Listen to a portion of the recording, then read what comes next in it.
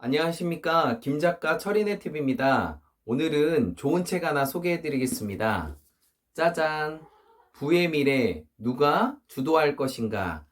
고려대학교 이노 교수님의 책인데요. 그 고려대학교 컴퓨터공학과를 나오셨고, 그리고 한국을 대표하는 블록체인 연구자 중에 한 분이시고, 그리고 서던 캘리포니아 대학교에서 컴퓨터 박사학위를 받으셨습니다. 그래서 이노 교수님이 실은 이제 김미경 쇼에도 나가서 이 블록체인과 가상화폐에 대해서 말씀을 하고 계시는데 그 내용을 좀 같이 보겠습니다. 첫 번째는, 앞으로 우리가 미래에는 화장실에서 우리가 용변을 보면은 그 용변에서 데이터가 체크를 해서 이것을 병원으로 보낸대요. 그리고 병원에서 이 사람이 장이 트러블이 있나 뭐가 트러블이 있나 체크를 한 다음에 약을 제조해서 또 그 사람한테 보낸대요. 그렇게 되면 그 사람이 이거에 대해서 오케이라면 또 카드나 코인으로 결제가 되고 그 약이 그 집이나 회사로 배송된다고 합니다. 대박 아닙니까? 예, 그 좌변기에서 용변 보는 거 하나로 인해서 그 사람의 건강을 체크하는 시대가 조만간 온다는 얘기입니다. 네, 두 번째 이야기입니다. 두 번째는 탈중앙화가 계속적으로 일어난다는 얘기입니다. 우리나라나 모든 나라들은 정부를 중심으로 그리고 돈을 중심으로 국가가 국민을 통제하는 시대예요. 근데 탈중앙화라는 것은 국가라는 큰 매개체 없이 개인 대 개인, 또 우리나라에서 미국에 있는 개인이 서로 소통할 수 있다는 거예요. 돈을 거래하고 정보를 거래하고 그 시대가 조만간 열린다는 겁니다. 네, 세 번째 말씀드리겠습니다. 세 번째는 페이스북 리브라라는 화폐를 만들려고 했는데 2019년에 그 마크 저커버거가 청문회 때 이게 좀 악용될 수 있다고 해서 좀 저지됐어요. 근데 조만간 제가 볼 때는 또 머지않아서 그 페이스북을 통한 그 화폐가 열리지 않을까 생각이 됩니다. 페이스북을 쓰시는 분들이 23억 명 정도 돼요.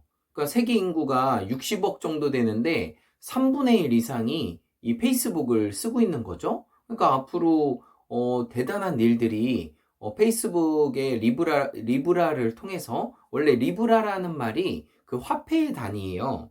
보니까 그 라틴어에서 그 저울이라는 뜻이고요. 로마 시대에 그 화폐의 단위로 리브라라는 것을 썼습니다. 그래서 꼭 그것이 좀 조정돼서 쓰여지지 않을까 생각이 됩니다. 네. 그리고 두 번째는 어떤 얘기냐면, 네, 또 말씀드리겠습니다. 그 비트코인에 대해서 이제 가상화폐에 대해서 이제 계속 얘기하고 있는데 보시면은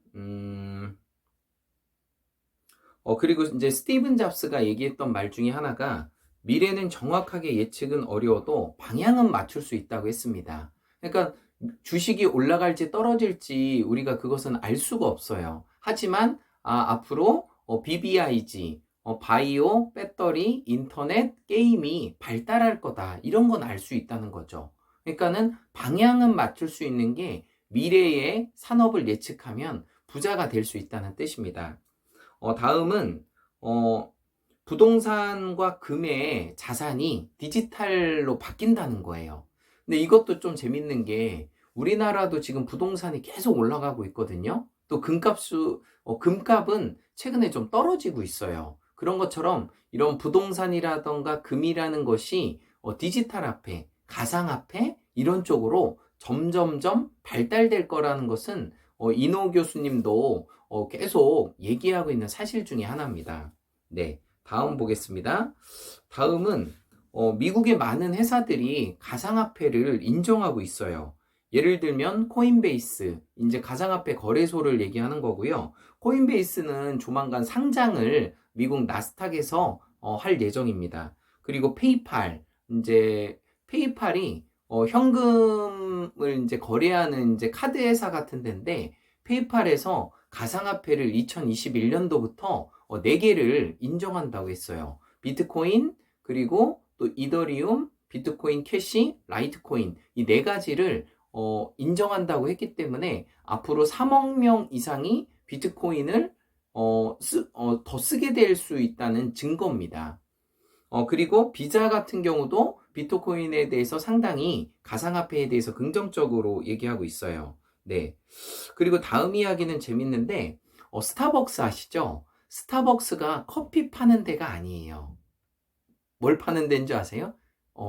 금융회사입니다. 왜냐하면, 저도 스타벅스 카드가 있지만, 그 카드 안에 돈이 충전돼 있어요. 그래서 보니까 저도 한 2만 5천 원 정도가, 2만 원 정도가 항상 충전이 돼 있는 거예요. 그러니까 그 돈은 내가 쓰지 않고도 스타벅스에서 충전해서 갖고 있는 거예요. 우리가 돈을 맡기면 이자를 줘야 되잖아요. 근데 스타벅스는 이자를 안 줘요. 그리고서, 우리의 돈을 현금을 보유하고 있는 거예요. 그러니까 스타벅스는 커피 회사가 아니라 세계적인 금융회사인 거예요. 대박 아닙니까? 네. 그렇게 돼 있고요. 이것도 또 재밌는 얘기가 있는데, 디폴트를 선언한 나라들이 되게 많아요. 예를 들면, 베네수엘라 같은 경우도 디폴트, 이제 나라의 빚을 갚을 수 없다고 해서 이제 만세를 부른 거예요. 네. 근데 빚이 많으면 만세를 부르는데, 이제 우리가 그걸 얘기하려고 하는 게 아니라, 베네수엘라에서 가장 많이 쓰이는 돈이 뭔지 아세요? 첫 번째가 달러고요. 두 번째가 가상화폐입니다. 그러니까 가상화폐는 미국이나 지금 우리나라에서도 바로 송금하고 송금 받을 수 있고 또 보여주면 쓸 수가 있어요. 이제 거래소, 인정된 거래소에서요. 그러니까 앞으로도 이런 베네수엘라가 디폴트 선언을 하고 그 무정부 상태긴 하지만 이 가상화폐를 신뢰하고 있는 거예요. 달러를 신뢰하고 있고. 그런 것처럼 더 확장되지 않을까 이런 생각이 이 책에서 계속 나오고 있습니다. 네, 다음 이야기는 지금 미국의 억만장자들이 비트코인을 가상화폐를 사고 있어요. 네, 그래서 많은 사람들이 인정을 했고 그 월스트리트에 있는 애널리스트들도 3년 전에 가상화폐에 대해서 사기다, 거짓이다 얘기를 했는데 최근에는 긍정적인 뉴스로 많이 돌아서고 있어요. 실은 이 가상화폐에 대해서 부정적인 얘기도 여전히 많아요.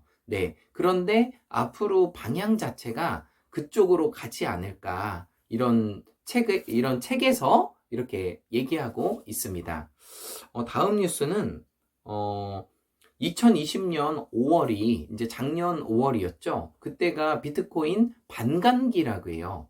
반감기가 뭐냐면 이제 채굴을 해서 비트코인이 그 채굴량이 정해져 있어요. 개수가.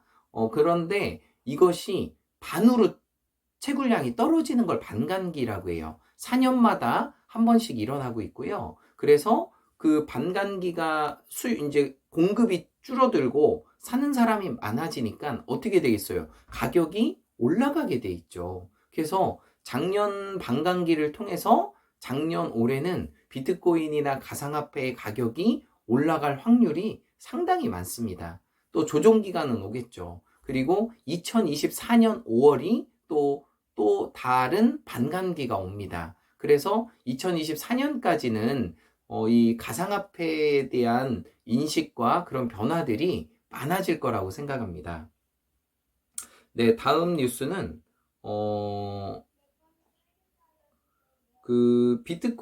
가상화폐가 아니라 그 데이터를 활용하는 회사에 대해서 얘기하고 있어요. 빅데이터를 그 블록체인을 활용하는 회사들이 매출이 5%에서 6% 정도가 순이익이 더 난다고 합니다. 그러니까 재밌는 거예요. 이 빅데이터라는 것은 통계거든요. 통계를 통해서 우리가 세일즈라든 어떤 거를 하든 그것이 순이익의 5% 이상을 더 낸다는 거예요. 굉장한 거예요. 그러니까 이 빅데이터를 앞으로 잡을 수 있는 그런 개인이나 사회는 엄청난 부를 주도할 거라고 생각합니다. 네. 부의 미래에 누가 주도할 것인가? 이노 교수님의 이야기와 또 저의 사견을 조금 보태서 말씀드렸습니다. 김작가 철인의 TV 마법의 공식 외치겠습니다. In every way, I'm getting better and better. 나는 모든 면에서 점점 좋아지고 있다. 감사합니다.